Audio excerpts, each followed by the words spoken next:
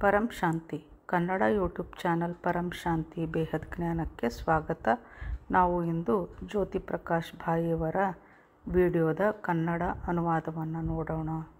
ಬೇಹದ್ ಪುರುಷಾರ್ಥ, ಪರಿವರ್ತನೆ ಜ್ಞಾನದ ಅನುಭವವೇ ಧ್ಯಾನ. ಇದನ್ನು ನಾವು ತಿಳಿದುಕೊಳ್ಳೋಣ. ಜ್ಯೋತಿ ಪ್ರಕಾಶ್ ಭಾಯಿಯವರು ಹೇಳುತ್ತಾರೆ, ಪುರುಷಾರ್ಥದ ಅರ್ಥ ಏನೆಂದರೆ ತಂದೆಯ ಸಮಾನರಾಗುವುದು. ಇದು ಸಂಕಲ್ಪಗಳಲ್ಲಿನ ಏಕಾಗ್ರತೆಯಿಂದಲೇ ಇದು ಸಂಭವಿಸಲು ಸಾಧ್ಯವಿದೆ. ಆದರೆ ನಮ್ಮಿಂದ ಅದು ಆಗುತ್ತಿಲ್ಲ, ಏಕೆಂದರೆ ನಮ್ಮಲ್ಲಿ ಬಹಳಷ್ಟು ಸಂಕಲ್ಪ ವಿಕಲ್ಪಗಳು ನಡೆಯುತ್ತಲೇ ಇರುತ್ತವೆ. ಹೀಗಾಗಿ ಬುದ್ಧಿಯು ಯಾವುದೇ ಒಂದು ವಿಷಯದ ಮೇಲೆ ಅಥವಾ ಒಂದರ ಮೇಲೆ ನಿಶ್ಚಯವನ್ನು ಇಡುವುದಿಲ್ಲ. ಬುದ್ಧಿಗೆ ಎಲ್ಲಿಂದ ಸುಖ ಸಿಗುತ್ತಿದೆಯೋ ಅಲ್ಲಿಂದಲೇ ಅದು ರಸವನ್ನು ಹುಡುಕುತ್ತದೆ, ಅಂದರೆ ಆನಂದವನ್ನು ಪಡೆಯುತ್ತಿದೆ. ಅಂದರೆ ಬುದ್ಧಿಯು ಏಕರಸ ಸ್ಥಿತಿಯಲ್ಲಿ ಇರುವುದಿಲ್ಲ. ಹೀಗಾಗಿ ನಮ್ಮ ಸಂಕಲ್ಪಗಳಲ್ಲಿ ಏಕಾಗ್ರತೆ ಬರುತ್ತಿಲ್ಲ. ಬುದ್ಧಿಯು ಜ್ಞಾನವನ್ನು ಪಡೆದುಕೊಳ್ಳುವಲ್ಲಿ ಏಕರಸ ಸ್ಥಿತಿಯನ್ನು ಹೊಂದಬೇಕು. ಅಂದರೆ ಆಗ ಸಂಕಲ್ಪವೂ ಸಹ ನಿಂತು ಬಿಡುತ್ತದೆ.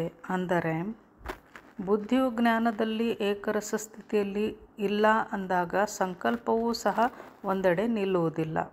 ಬುದ್ಧಿಯಲ್ಲಿ ಏಕಾಗ್ರತೆಯು ಇಲ್ಲದಾಗ ಮನಸ್ಸು ಸ್ಥಿರವಾಗಿ ನಿಲ್ಲುವುದಿಲ್ಲ. ಅಂದರೆ ಜ್ಞಾನವನ್ನು ಚೆನ್ನಾಗಿ ತಿಳಿದಾಗಲೂ ಸಹ ನಾವು ತಂದೆಯ ಸಮಾನರಾಗಲು ಆಗುತ್ತಿಲ್ಲ. ಆದರೆ ಬೇಹದ್ನ ಆತ್ಮರು ಈ ಏಕರಸ ಸ್ಥಿತಿಯನ್ನು ಸಾಧಿಸಲೇಬೇಕು. ಏಕೆಂದರೆ ಅವರ ಲಕ್ಷ್ಯ, ಅವರ ಗುರಿ ತಂದೆಯ ಸಮಾನರಾಗುವುದು. ತಂದೆಯ ಸಮಾನರಾಗುವುದೇ ಬೇಹದ್ ಆತ್ಮರ ಗುರಿಯಾಗಿರುತ್ತದೆ. ಹೀಗಾಗಿ ಎಲ್ಲರೂ ತಮ್ಮ ತಮ್ಮ ಸಂಕಲ್ಪಗಳ ಮೇಲೆ ಬಹಳಷ್ಟು ಗಮನವನ್ನು ಕೊಡಬೇಕು. ಸಂಕಲ್ಪಗಳ ಗತಿಯನ್ನು ನಾವು ಕಡಿಮೆ ಮಾಡಬೇಕು. ಅಂದರೆ ಮನಸ್ಸಿನಲ್ಲಿ ಬಹಳಷ್ಟು ಸಂಕಲ್ಪಗಳು ವಿಚಾರಗಳು ಏಳುತ್ತವೆ, ಅವುಗಳನ್ನು ನಾವು ಕಡಿಮೆ ಮಾಡಿಕೊಳ್ಳುತ್ತಾ ಬರಬೇಕು. ಈಗ ಈ ಭೂಮಿಯ ಮೇಲೆ ಸಮಯ ಬಹಳವೇ ಕಡಿಮೆ ಇದೆ. ಹಾಗೂ ಈ ಸಂದರ್ಭದಲ್ಲಿ ತಂದೆಯು ಈ ಧರೆಯ ಮೇಲೆ ಅವತರಿಸಿದ್ದಾನೆ. ಅಲ್ಲದೆ ತಂದೆಯ ಆ ಕಾರ್ಯರೂಪವು ನಮಗೆ ಶಕ್ತಿಯನ್ನು ಸಹ ತುಂಬುತ್ತಿದೆ. ವರ್ಷಾನುಗಟ್ಟಲೆ ತಪಸ್ಸು ಮಾಡಿದ ನಂತರ ಯಾವುದು ಪ್ರಾಪ್ತಿಯಾಗುತ್ತಿತ್ತೋ ಅದು ಒಂದು ಕ್ಷಣದಲ್ಲಿ ಈಗ ಪ್ರಾಪ್ತಿಯಾಗಬಲ್ಲದು.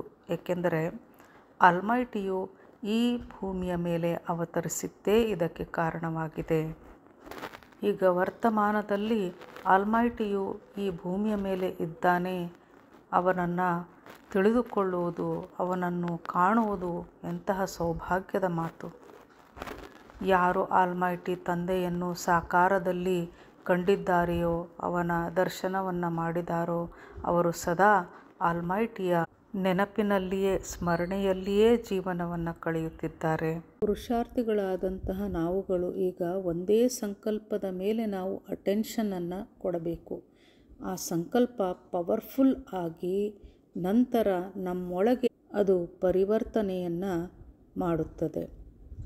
ನಾವು ನಮ್ಮ ದೈನಂದಿನ ಕರ್ತವ್ಯಗಳನ್ನು ಮಾಡುತ್ತಾ ಗೃಹಸ್ಥ ಜೀವನದಲ್ಲಿ ಇದ್ದುಕೊಂಡು ಸದಾ ನಾವು ಪರಂ ಶಾಂತಿ ಮಂತ್ರವನ್ನು ಹೇಳುತ್ತಾ ಇದ್ದರೆ ಮತ್ತು ನಮ್ಮ ಕೆಲಸದ ಸಮಯದಲ್ಲಿಯೂ ಸಹ ಆಗಾಗ್ಗೆ ಸಾಕಾರಿ ಬಾಪೂಜಿಯವರನ್ನು ಸ್ಮರಿಸುತ್ತಾ ಹಾಗೂ ಪರಂ ಶಾಂತಿಯ ಮಂತ್ರವನ್ನು ಜಪಿಸುತ್ತಾ ಹೋಗಬೇಕಿದೆ. ಈ ರೀತಿ ನಾವು ಮಾಡುತ್ತಾ ಬಂದಾಗ ನಮ್ಮ ಕೆಟ್ಟ ಸಂಕಲ್ಪಗಳು ಕಡಿಮೆಯಾಗುತ್ತಾ ಬರುತ್ತವೆ ಮತ್ತು ನಮ್ಮ ಸಂಕಲ್ಪ ವಿಚಾರಗಳೆಲ್ಲವೂ ಸರಿಯಾಗಿ ಆಗುತ್ತವೆ. ಅಂದರೆ ಅವುಗಳಲ್ಲಿ ಯಾವುದೇ ರೀತಿಯ ದೋಷಗಳು ಇರುವುದಿಲ್ಲ. ಅಂದರೆ ನೆಗೆಟಿವ್ ಯಾವುದೂ ಕೂಡ ನಮ್ಮ ಮನಸ್ಸಿನಲ್ಲಿ ಬರುವುದಿಲ್ಲ. ನಾವು ಎಷ್ಟು ಸಾಧ್ಯವೋ ಅಷ್ಟು ನಮ್ಮ ಸಂಕಲ್ಪ ವಿಚಾರಗಳ ಮೇಲೆ ಅಟೆನ್ಷನ್ ಕೊಡುತ್ತಾ ಹೋಗಬೇಕು. ಇದರಿಂದ ನಮ್ಮ ಸಂಕಲ್ಪಗಳು ಕಡಿಮೆಯಾಗುತ್ತಾ ಬರುತ್ತವೆ. ಇಷ್ಟೇ ಅಲ್ಲದೆ ನಮ್ಮ ಬುದ್ಧಿಯೂ ಸಹ ಈ ಸಾಂಸಾರಿಕ ಜಗತ್ತಿನಲ್ಲಿ ಆನಂದವನ್ನು ಹುಡುಕುವುದನ್ನು ಅದು ನಿಲ್ಲಿಸಿಬಿಡುತ್ತದೆ. ನಾವು ಬೇಹದ್ ಆತ್ಮರು ಜ್ಞಾನವನ್ನು ಹರಡಬೇಕು.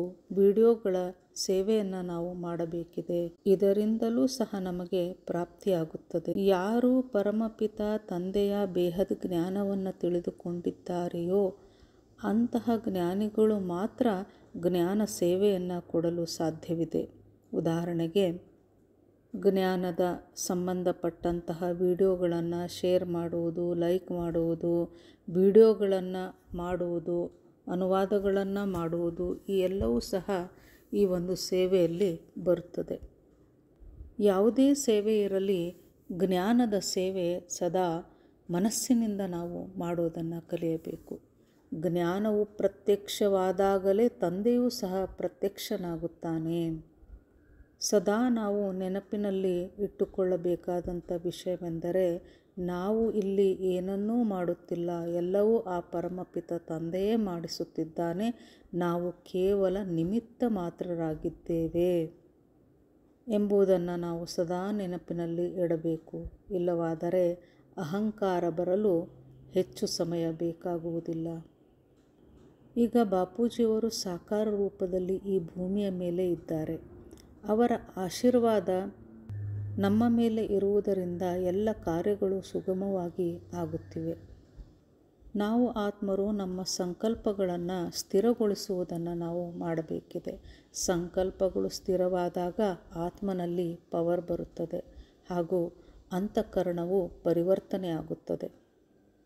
ನಮ್ಮನ್ನು ನಾವು ನಿಮಿತ್ತರು ಎಂದು ತಿಳಿದುಕೊಳ್ಳಬೇಕು ಹಾಗೂ ಅಹಂಕಾರದಿಂದ ದೂರವಿರಬೇಕು. ನಮ್ಮಿಂದ ಎಷ್ಟು ಸಾಧ್ಯವೋ ಅಷ್ಟು ಸೇವೆಯನ್ನು ಮಾಡುತ್ತಿರಬೇಕು. ಇನ್ನು ಮುಂದುವರೆದು ಜ್ಯೋತಿ ಪ್ರಕಾಶ್ ಭಾಯ್ ಅವರು ಹೇಳುತ್ತಾರೆ, ಬುದ್ಧಿಯ ಕೆಲಸ ಯಾವುದು ತಪ್ಪು ಯಾವುದು ಸರಿ ಎಂಬ ನಿರ್ಣಯವನ್ನು ಕೈಗೊಳ್ಳುವುದು ಬುದ್ಧಿಯ ಕೆಲಸವಾಗಿದೆ. ಬುದ್ಧಿಯು ಹೇಳಿದಂತೆ ಇಂದ್ರಿಯಗಳು ಕೆಲಸ ಮಾಡುತ್ತವೆ. ಆದರೆ ಈಗ ಬುದ್ಧಿಯು ಹೇಳಿದಂತೆ ನಮ್ಮ ಇಂದ್ರಿಯಗಳು ಕೆಲಸ ಮಾಡುತ್ತಿಲ್ಲ. ಏಕೆಂದರೆ ಇಂದ್ರಿಯಗಳಿಗೆ ಅನೇಕ ಜನ್ಮಗಳಿಂದ ವಿಷಯ ಭೋಗಗಳನ್ನು ಭೋಗಿಸಿ ಆನಂದಿಸಿ ಅವುಗಳಿಗೆ ಅಭ್ಯಾಸವಾಗಿ ಬಿಟ್ಟಿದೆ.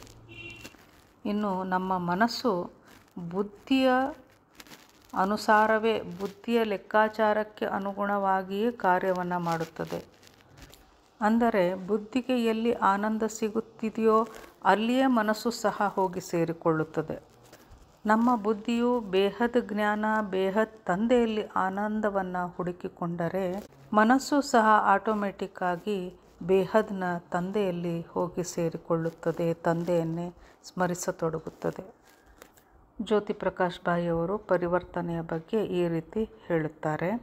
ಅದೇನೆಂದರೆ, ಪರಿವರ್ತನೆಯು ಮೊದಲು ಆಕಾಶ ತತ್ವದಲ್ಲಿ ಆಗುತ್ತದೆ ಹಾಗೂ ಇದು ಸಂಕಲ್ಪಗಳ ಮೂಲಕ ಆಗುತ್ತದೆ. ನಮ್ಮ ಸಂಕಲ್ಪಗಳು ಎಷ್ಟು ವಾಯುಮಂಡಲವನ್ನು ಹೋಗಿ ಸೇರಿಕೊಳ್ಳುತ್ತದೆಯೋ ಅಷ್ಟು ವಾಯುಮಂಡಲ ಶಾಂತವಾಗುತ್ತಾ ಹೋಗುತ್ತದೆ. ವೈಬ್ರೇಷನ್ ಮತ್ತು ಶಬ್ದ ಇವು ಆಕಾಶದ ಎರಡು ಗುಣಗಳಾಗಿವೆ. ವೈಬ್ರೇಷನ್ ಅಂದರೆ ಪರಮಶಾಂತಿ. ಇದು ಕೇವಲ ಆತ್ಮರ ಸಂಕಲ್ಪದಿಂದ ಮಾತ್ರ ಆಗಲು ಸಾಧ್ಯವಿದೆ. ಈಗ ಎಲ್ಲರೂ ತಮ್ಮ ತಮ್ಮ ಲೆವೆಲ್ನಲ್ಲಿ ಪುರುಷಾರ್ಥವನ್ನು ಮಾಡುತ್ತಿದ್ದಾರೆ. ಆದರೆ ಅದ್ಯಾವುದೂ ನಮ್ಮ ಕಣ್ಣಿಗೆ ಕಾಣುತ್ತಿಲ್ಲ. ಮನುಷ್ಯನ ಅಂತಃಕರಣವು ಆಕಾಶ ತತ್ವದೊಂದಿಗೆ ಸೇರಿಕೊಂಡಿದೆ, ಅಂದರೆ ಅದರೊಂದಿಗೆ ಬೆಸೆದುಕೊಂಡಿದೆ. ಅಂದರೆ ನಮ್ಮ ಅಂತಃಕರಣದಲ್ಲಿ ಯಾವ ರೀತಿಯ ವಿಚಾರ ಸಂಕಲ್ಪಗಳು ಇವೆಯೋ ಅದೇ ರೀತಿಯಲ್ಲಿ ಆಕಾಶ ತತ್ವವು ವೈಬ್ರೇಟ್ ಆಗುತ್ತದೆ ಹಾಗೂ ಇದಕ್ಕೆ ಅನುಗುಣವಾಗಿ ವಾಯುಮಂಡಲವೂ ಸಹ ವೈಬ್ರೇಟ್ ಆಗುತ್ತದೆ. ಪರಿವರ್ತನೆಯು ಹೆಚ್ಚುತ್ತಾ ಹೋದಂತೆ ವಾಯುಮಂಡಲವೂ ಸಹ ಪರಿವರ್ತನೆ ಆಗುತ್ತಾ ಹೋಗುತ್ತದೆ. ಈ ರೀತಿಯಾಗಿ ಜ್ಯೋತಿ ಪ್ರಕಾಶ್ ಭಾಯ್ ಅವರು ತಮ್ಮ ವಿಡಿಯೋ ಬೇಹದ್ ಕಾ ಪುರುಷಾರ್ಥ ಪರಿವರ್ತನ್ ಕೆ ಜ್ಞಾನ್ ಕಾ ಅನುಭವ್ ಹಿ ಯೋಗ್ ಹೈ ಅನ್ನುವಂತಹ ವಿಡಿಯೋದಲ್ಲಿ ಹೇಳಿರುತ್ತಾರೆ. ಪರಂ ಶಾಂತಿ. ಪರಮ ಶಾಂತಿ ಸೋಚೋ ಬೋಲೋ ಪರಂ ಶಾಂತಿ. Join us daily for our morning live meditation, Monday to Saturday, 5:30 to 6:30 a.m.